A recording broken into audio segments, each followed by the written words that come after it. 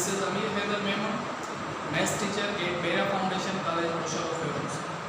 Today we are starting Maths for class 8. So, dear students, your Maths book for class 8 is this. This is your Maths book. ये आपकी math की किताब है class 8 के लिए। आपको यही किताब परचेज करनी है और इसी किताब के मुताबिक हम अपने कोर्स को आगे कंटिन्यू करेंगे। ठीक है, तो ये आपका ऑपरेशन रहेगा, तभी हम कोर्स को कंप्लीट कर पाएंगे। तो इस किताब के मुताबिक जो हमारी SOA से मतलब कि स्कीम ऑफ सब्जेक्ट्स, उसके मुताबिक जो फर्स्ट टर्म के चैप्टर्स आ रहे हैं, तो पहले मैं उस चैप्टर्स के बारे में बताता चलूँ आपके कि वो कौन कौन से चैप्टर्स हैं और फर्स्ट टर्म में हमें कौन से चैप्टर्स कंप्लीट करने हैं। तो ये बुक आपने देख ली अपनी।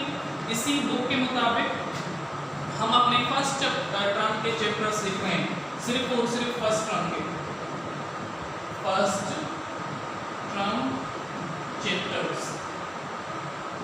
ठीक है, ये फर्स्ट टर्म के चैप्टर पहला आ रहा है आपके पास operations on set, chapter 1 operations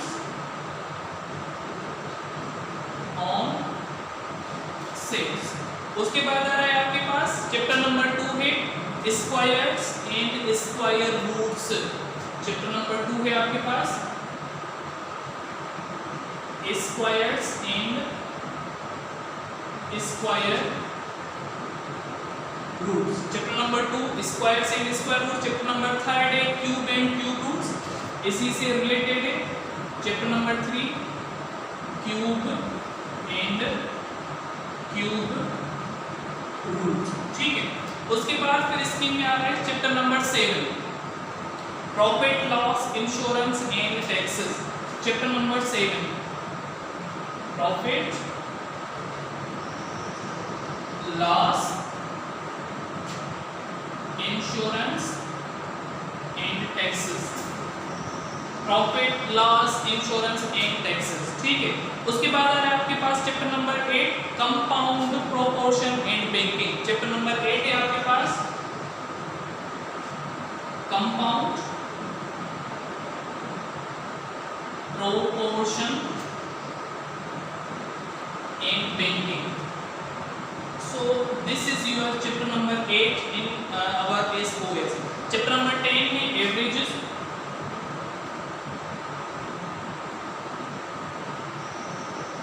उसके बाद है chapter number 12 operations on polynomial. Chapter number 12 operation on polynomial, operations on polynomial. उसके बाद है आपके पास chapter number 13 algebraic identities. Chapter number 13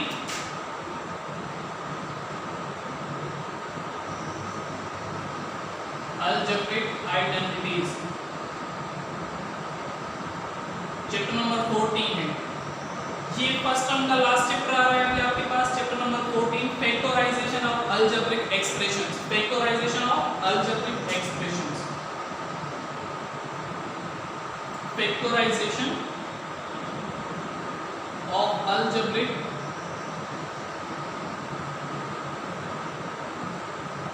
expressions. So ये हमारे फर्स्ट टर्म के चैप्टर्स हैं। फर्स्ट टर्म में हमें इन चैप्टर्स को कंप्लीट करना है। अगेन वही बात आएगी, जब तक आप कोऑपरेटिव नहीं करेंगे तब तक हम ये चैप्टर्स कंप्लीट नहीं कर पाएंगे। आप कोऑपरेटिव करेंगे, आप अपने कॉन्सेप्ट्स क्लियर करेंगे, आप डेली का जो लेक्चर है वो उसका कॉन्सेप्ट क्लियर करेंगे, तभी हम आगे कंटिन्यू कर पाएंगे। ठीक, तो अभी ये चैप्टर्स आपने देख लिए कि हमारे फर्स्ट टर्म के चैप्टर्स यही हैं। अब हम स्टार्ट कर रहे हैं चैप्टर नंबर 1 से। चैप्टर नंबर 1 है हमारा operations on sets. First term का जो चैप्टर नंबर 1 है ऑपरेशंस ऑन सेट्स।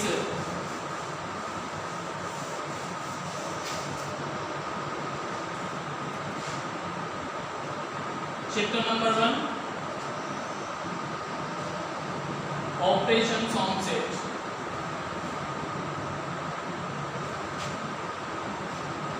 अब थोड़ा इसका मैं आपको बताता चलूं कि आपने जो क्लास 6 में पढ़ा था सेट का चैप्टर, उसमें जस्ट आपने इंट्रोडक्शन पढ़ा था। फिर आप 7 में आए तो 7 में आपको थोड़ा और डिटेल में मिल गए। जैसे पढ़ी होगी, कॉम्प्लीमेंट वगैरह पढ़े होंगे। अब यहाँ पर क्लास 8 में जब आप पहुंचे हैं तो क्लास 8 में यही सेट का चैप्टर थोड़ा और डिटेल में चल रहा है, थोड़ा और डिटेल में चल रहा है। अब यहाँ पर क्या करना है, ऑपरेशंस करने हैं। ऑपरेशन मतलब कि आपने थोड़ा आगे मजीद डिटेल में चलना है, यूनियन और इंटरसेक्शन, क्योंकि यहाँ पर एक और एक्स्ट्रा टॉपिक आता है वेन डायग्राम, जो कि हम डिटेल में पढ़ते हैं। ठीक है, तो सबसे पहले थोड़ा सेट की डेफिनेशन को हाईलाइट करते हैं।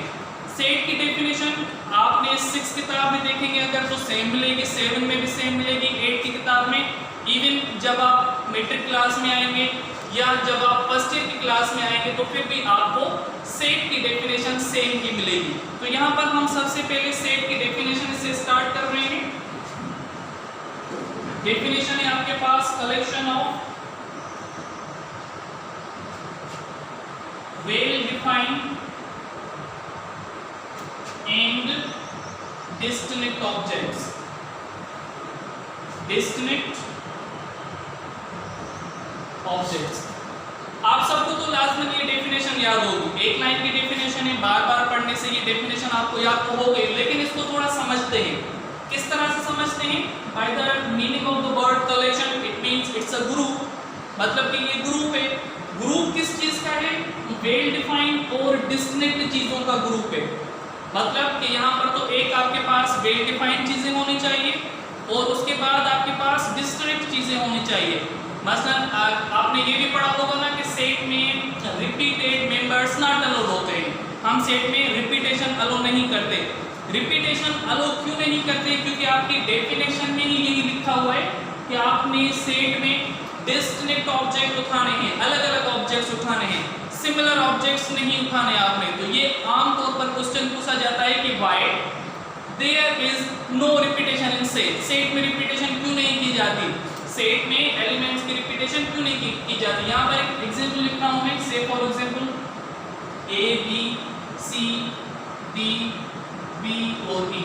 देखिए यहाँ पर बी 2 टाइम्स रिपीट हुआ है, यहाँ पर भी रिपीट हुआ है, यहाँ पर भी रिपीट हुआ है, जबकि हमारी डेफिनेशन ये कह रही है कि एलिमेंट्स ऑब्जेक्ट्स क्या होने चाहिए? डिस्टिंक्ट होने चाहिए।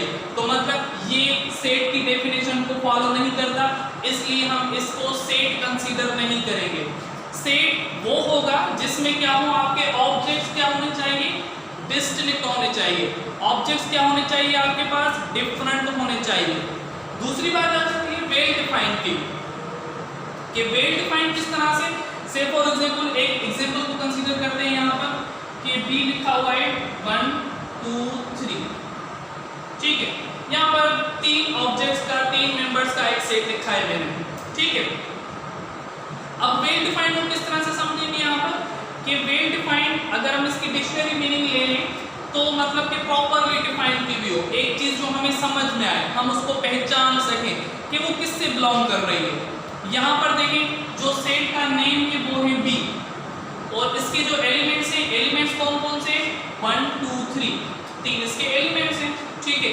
तो मतलब कहने का क्या कि 1 belong to B, 2 belong to B, 3 belong to B, 4 not belong to B, ठीक है। अगर हम एक्स्ट्रा एलिमेंट्स रखें तो ये क्या हो जाएगा? ये नॉट वेल डिफाइंड हो जाएगा, ये चीज वेल डिफाइंड नहीं है। वेल डिफाइंड हम कहां तक कंसीडर करेंगे? वेल डिफाइंड हम यहां तक कंसीडर करेंगे कि ये मेंबर्स इसी सेट से बिलोंग कर रहे हैं, इसीलिए इनको वेल डिफाइंड कंसीडर किया जाएगा।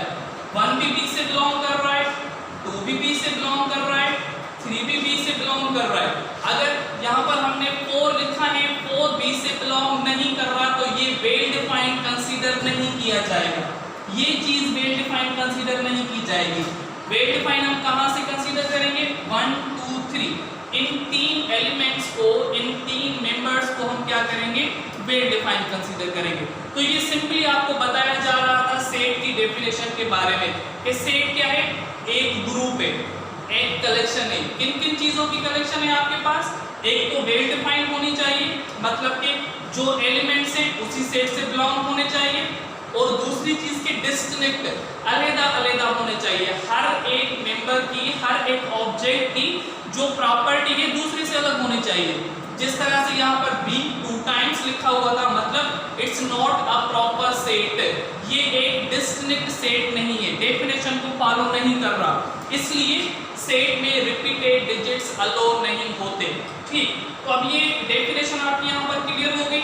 आपने बुक्स में देखेंगे तो यही डेफिनेशन मिलेगी आपको और सेम एग्जांपल मिलेंगे।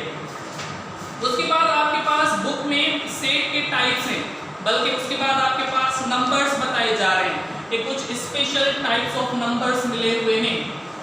कुछ स्पेशल टाइप्स ऑफ नंबर्स हम उनको कंसीडर कर रहे हैं। जो most important types of numbers हैं वो आते हैं रेशनल नंबर और irrational number. Regarding this chapter, इस चैप्टर के मुताबिक जो मोस्ट इंपॉर्टेंट आपके पास टाइप्स ऑफ नंबर्स आते हैं वो एक होते हैं रेशनल नंबर और दूसरे होते हैं इरेशनल नंबर। लेकिन इस बुक में अगर आप पेज नंबर 6 खोलेंगे तो आपको मोस्टली बहुत से टाइप्स मिलेंगे। सबसे पहले लिखा हुआ है नेचुरल नंबर। नेचुरल नंबर, अब आपको पता है कि नेचुरल नंबर को शो किया जाता है n से। नेचुरल नंबर को शो n से किया जाता है। अगेन सेट के लिखने के तरीके भी हम पढ़ के आए हैं कि सेट के लिखने के कौन कौन से तरीके हैं। सेट के लिखने के तरीके आपने 3 पढ़े होंगे क्लास 6 में। एक होता है डिस्क्रिप्टिव मेथड, एक होता है टेबुलर मेथड और एक होता है सेट बिल्डर फॉर्म मेथड। तो यहाँ पर जब भी हम सेट्स को लिखेंगे तो हम सेट्स को लिखेंगे टेबुलर फॉर्म में।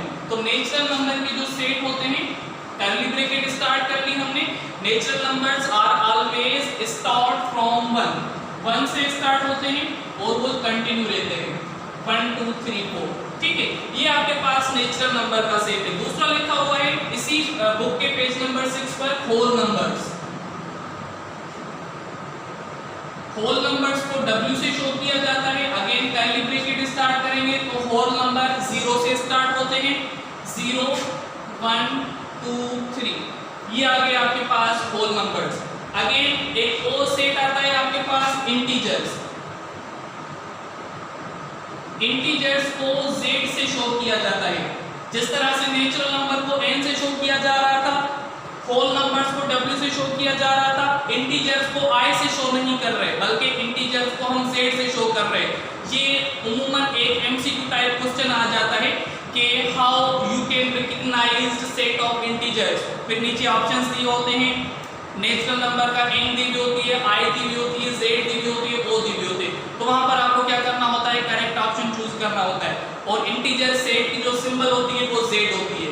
अब इंटीजर सारे एलिमेंट्स आ जाते हैं, सारे नंबर्स आ जाते हैं, चाहे वो नेचुरल नंबर के सेट के हो, चाहे वो होल नंबर सेट के हो, चाहे वो नेगेटिव हो या चाहे पॉजिटिव हो। तो हम यहाँ पर इंटीजर्स को भी 0 से स्टार्ट करते हैं, लेकिन इसमें सारे नंबर्स मतलब कि प्लस का भी मन आता है, माइनस का भी मन आता है, प्लस का भी 2 आता है, माइनस का भी 2 आता है, प्लस का भी 3 आता है, माइनस का भी 3 आता है, और ये इस तरह से चलते रहते हैं, plus minus 1 plus minus 2 plus minus 3। तो ये सारे नंबर्स आपके इंटीजर्स कंसीडर किए जाते हैं। इसके लिखने का एक दूसरा भी तरीका है, सेट ऑफ इंटीजर्स के लिखने का एक दूसरा भी तरीका है। वो तरीकेकार क्या है कि जब आप नेगेटिव नंबर स्टार्ट करते हैं तो आप लेफ्ट हैंड साइड से स्टार्ट करते हैं, जब आप पॉजिटिव नंबर से स्टार्ट करते हैं तो आप राइट हैंड साइड से स्टार्ट करते हैं, और 0 रहता है सेंटर में। 0 कहाँ रहता है, 0 सेंटर में रहता है। तो अगर हम यहाँ पर लिख लें ये 0 आ गया, 0 सेंटर में आ गया। अब 0 के जो राइट साइड नंबर्स होंगे वो सारे प्लस के होंगे, +2 +3, और ये इस तरफ चलते रहेंगे। ठीक, अब 0 की जो लेफ्ट साइड आएंगे, हम 0 की लेफ्ट साइड आएंगे, हमारे पास होंगे -1 -2 -3, और फिर ये इस तरफ कंटिन्यू रहेंगे। ये यहाँ पर ब्रैकेट ओवर कर ली हमने। ठीक है, तो ये एक मिला के तरीका लिखा हुआ था कि आपने पॉजिटिव और नेगेटिव नंबर एक साथ मिला के रखेंगे। यहाँ पर आपने क्या की है, दोनों को अलग अलग करके रखा है, मतलब 0 सेंटर में 0 के राइट साइड हमेशा पॉजिटिव नंबर्स रहते हैं और 0 के लेफ्ट हैंड साइड हमेशा नेगेटिव नंबर्स रहते हैं। तो ये सेट ऑफ इंटीजर्स थे। उसके बाद है आपके पास rational numbers, set of rational numbers. जैसा कि मैंने स्टार्टिंग में ही आपको बताया था कि इस चैप्टर में ये सारे सेट्स तो पढ़े हुए हैं आपके, लेकिन मोस्ट इंपॉर्टेंट जो टाइप्स आते हैं वो आते हैं, एक होते हैं रेशनल नंबर और एक होते हैं इरेशनल नंबर। तो यहाँ पर हम रेशनल नंबर्स को कंसीडर कर रहे हैं।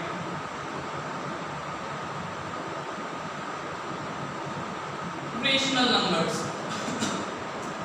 बेसिकली आपको याद होगा ड्यूरिंग क्लासेस मैंने रेशनल नंबर को डिफाइन किया था, लेकिन यहाँ पर लिखना सीखेंगे कि हम रेशनल नंबर को किस तरह से लिख रहे हैं, रेशनल नंबर्स को किस तरह से डिफाइन कर रहे हैं। ठीक है, तो जो नोटेशन है रेशनल नंबर के लिखने की, रेशनल नंबर को Q से शो किया जा रहा है।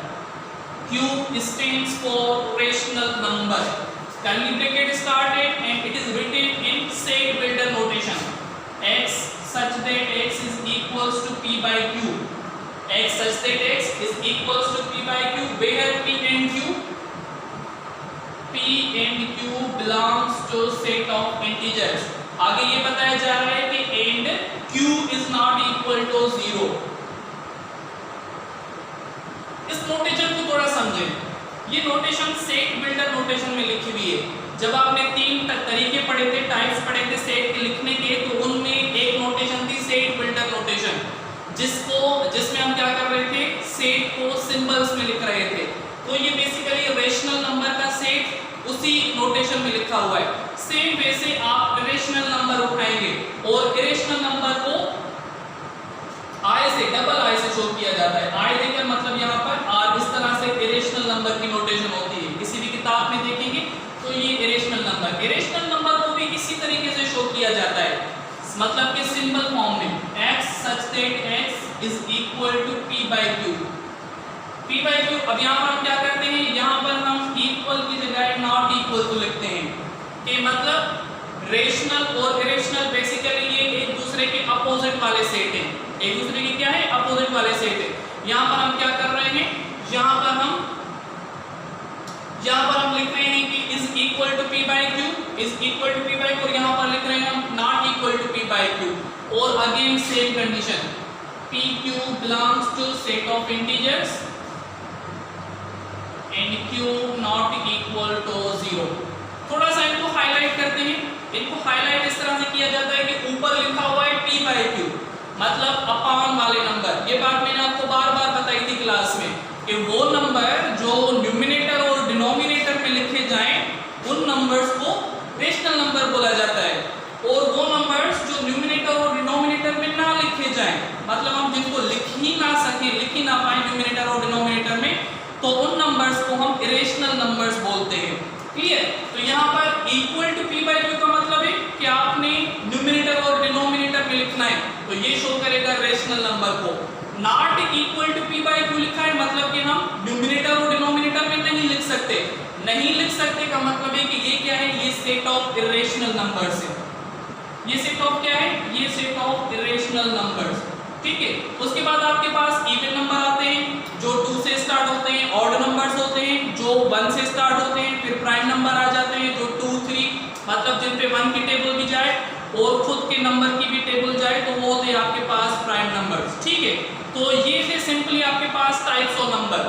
तो अब जो हम अपना नेक्स्ट टॉपिक स्टार्ट करेंगे नेक्स्ट, तो वो होगा टाइप्स ऑफ सेट। तो आपके लिए जो होमवर्क है, आप स्टडी करेंगे टाइप्स ऑफ सेट। आपके बुक में भी लिखे हुए हैं, आपके बुक में भी टाइप्स ऑफ सेट लिखे हुए हैं, और आप गूगल पे भी, नेट पर भी सर्च कर सकते हैं कि टाइप्स ऑफ सेट किस तरह से होंगे। तो इंशाल्लाह हम अपनी नेक्स्ट क्लास में इस टॉपिक को कंसीडर करेंगे, मतलब कि टाइप्स ऑफ सेट स्टार्ट करेंगे। तो आपका एक होमवर्क है, आप इसकी घर पे तैयारी करिएगा। तब तक अपना ख्याल रखिएगा, हम मिलेंगे अपनी अगली क्लास में। अल्लाह हाफ़िज़।